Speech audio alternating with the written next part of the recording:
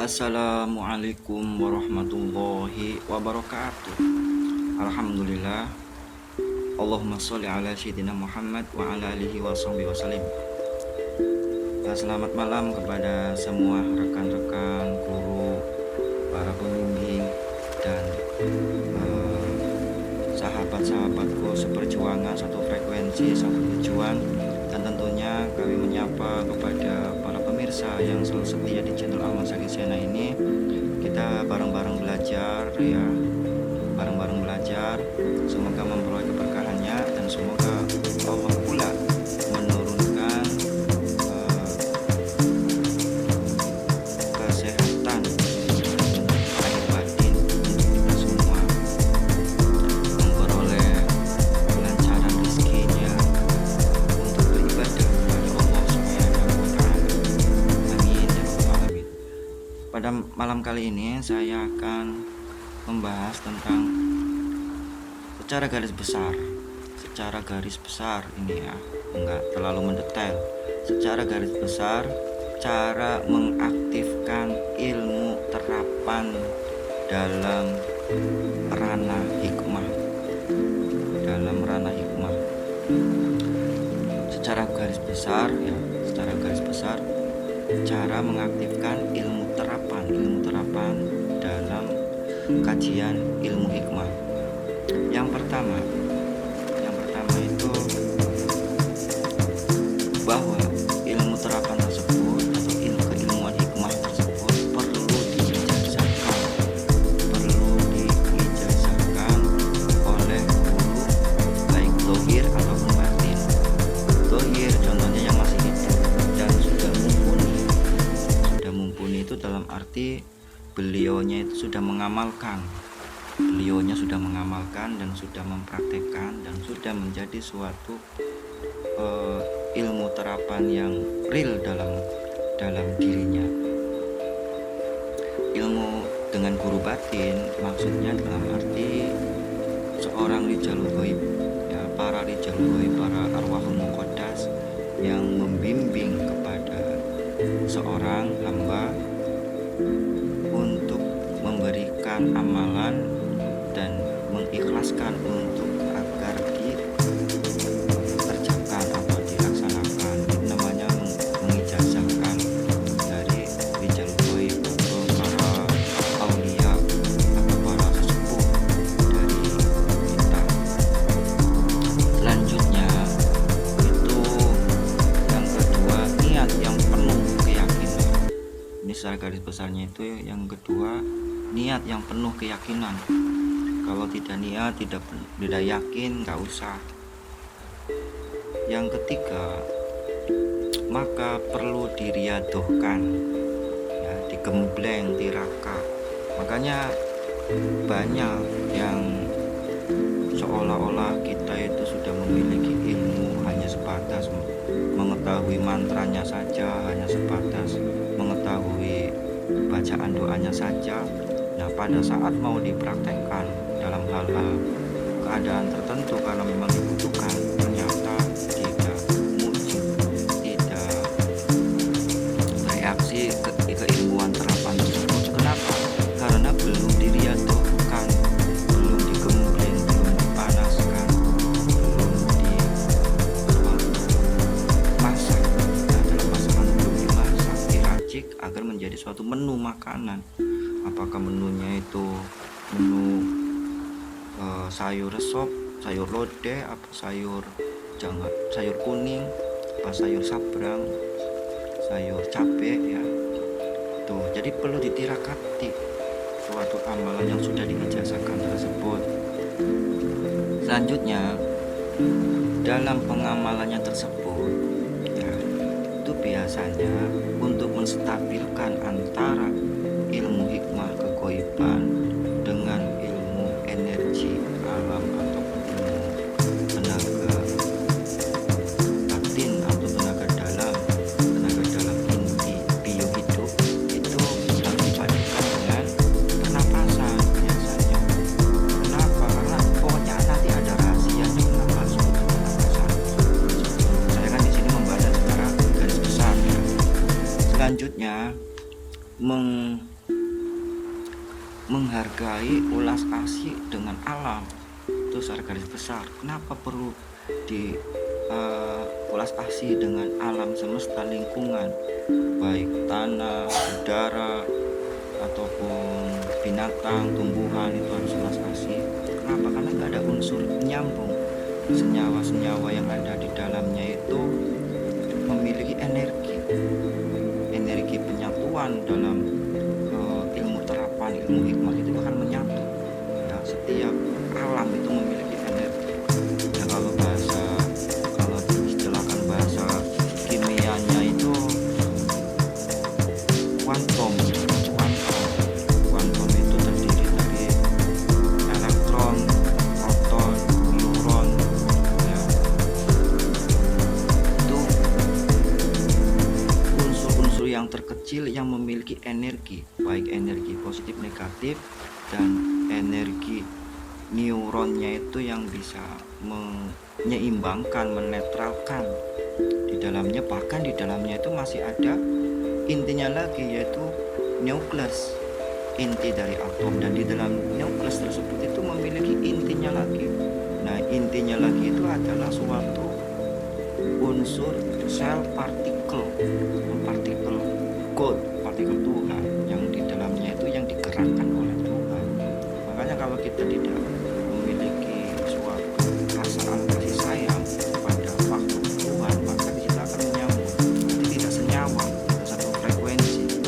Karena setiap unsur alam, baik manusia, hewan, tumbuhan, semua elemen itu memiliki energi itu akan mengeluarkan getaran timbul itu getaran amarah, apa getaran sewenang-wenang, atau getaran perusak, atau getaran damai, kasih sayang, itu akan terbaca dari vibrasi tersebut. Itu akan masuk ke suatu level frekuensi. Ya, frekuensi itu nanti akan memperoleh suatu keadaan energi apa yang akan diterapkan itu.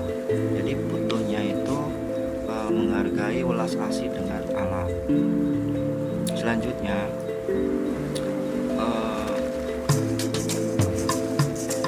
penyatuan antara pikiran dan energi alam yang tadi saya bahas dengan cara pernapasan. Penyatuan energi pikiran dengan energi alam yang disatukan dengan pernapasan.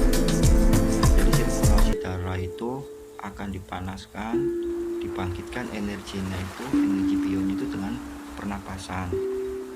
Dan pun pula dengan aurat atau bacaan atau istilah Jawa itu mantra. Jadi disatukan di dalamnya itu pada saat kita menggembleng tirakat, sehingga akan membentuk suatu keadaan frekuensi yang tadi saya bahas tadi. Frekuensinya itu mau arahnya itu ke maksud apa, elemen apa. Nah, nanti kan akan suatu muncul ilmu terapannya itu ilmu terapan apa ya, sesuai dengan tadi petunjuk dari gurunya itu kamu akan mengamalkan haji lembur sekilan, haji waringin sungsang, atau haji inti lebur saketi, atau haji kulhu geni, haji braja musti, haji rengkah gunung, dan lain-lainnya. Itu nanti akan menuju ke satu frekuensi tersebut, akan menyerap itunya, amalan-amalan itu diserap, menyerap. Nah, itu prosesnya. Selanjutnya terus di dalam diri orang yang tadi mau mengaktifkan itu harus siap konsekuensi untuk menjalani proses.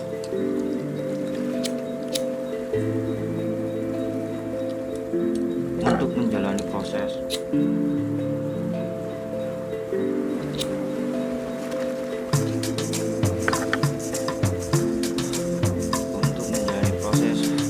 di dalam selama menjalani tirakat tersebut, itu apa prosesnya di dalamnya itu pasti banyak sekali goncangan, godaan.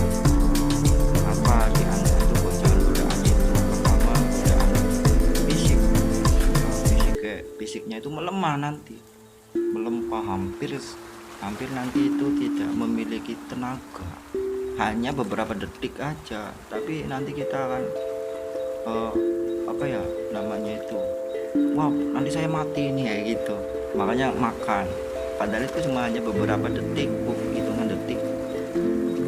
Goncangan pikiran, digoncang pikirannya itu, saya itu lagi ngamalin apa ini, nggak jadilah, nggak jadi gitu. Goncangan pikiran. Selanjutnya goncangan emosi. Pada saat kita mengamalkan itu, emosi itu akan naik, meningkat, marah. Selanjutnya goncangan godaannya itu adalah goncangan kehidupan. Lingkungan tuh seolah-olah memancing diri kita untuk membangkitkan emosi. Lingkungan baik, lingkungan keluarga, lingkungan masyarakat, lingkungan kerja, lingkungan kawan, teman, dan lain-lainnya seperti itu. Selanjutnya itu goncangan makhluk gaib. Makhluk gaib itu dibagi menjadi dua. Ada makhluk gaib yang menyeramkan atau menakutkan, ada makhluk gaib yang menyenangkan, menawarkan gitu. Menawarkannya itu menawarkan yang menyesatkan, nantinya yang akan membatalkan amalan kita, dan nanti terperincinya itu akan ada kajiannya spesial nantinya. Terus selanjutnya itu yang akan mengancam tentang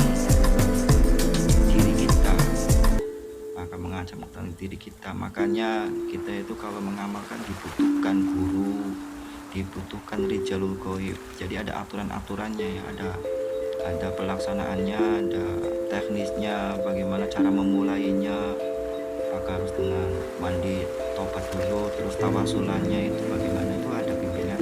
Ini akan secara garis besarnya saja berbagi sharing untuk menambah hasanah spiritual. Selanjutnya, nah setelah sudah kita jalani proses-proses tirakatnya, itu ada suatu getaran dan petunjuk yang dari itu tuh memperoleh ketenangan, keyakinan bahwa aurat yang sudah kita amalkan sudah merasuk dalam diri kita. Nah, ilmu terapan yang tadi sudah kita amalkan, kita maksud itu dengan getarannya itu akan masuk kepada diri, itu sudah terasa. Ada terasanya, dampaknya itu adalah tenang. Dampaknya itu adalah tenang dan yakin, dan pun pula nanti ada petunjuk dari guru rijalul ghaib batinnya itu, empu yang memegang amalan tersebut itu akan memberikan suatu rekomendasi atau izin, ya saya mengikhlaskan ilmu itu turun kepada engkau. Itu secara rijalul ghaib, guru batin. Pun pula guru secara dohirnya pun dengan pengalaman beliau yang sudah pernah mengamalkan dari ciri-ciri pada maksudnya pun mengetahui bahwa orang tersebut atau murid tersebut itu sudah lulus dan sudah masuk ilmu terapannya. Semoga ada manfaatnya. Ini hanya pembahasan kajian ilmu spiritual ya, bukan hanya saya membahas tentang ini saja. Sebenarnya arah saya itu hanya pembahasannya itu tasawuf, cuma dalam pembelajaran tasawuf biasanya meliputi ilmu-ilmu tentang kajian hikmah dalam proses amaliyah alam malakut, alam ghaib, dan kita hanya jangan berhenti di kajian ini. Saya mengingatkan, jangan berhenti di kajian ini, kita terus menaik untuk